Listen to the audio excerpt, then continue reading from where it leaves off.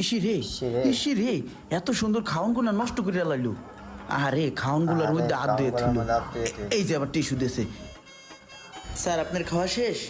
হ্যাঁ, ওই ময়লাগুলো পরিষ্কার করে ডাস্টবিনে ফেলাই দিও। জি স্যার। এই সমস্ত মানুষ না পিটিয়ে কি ভাত খাওয়ান যায়? এই বলে ময়লা হয়ে গেছে, ডাস্টবিনে হালাইতে কয়।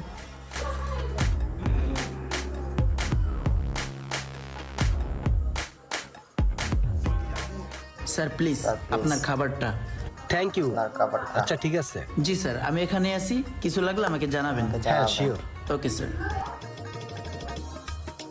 Excuse me sir.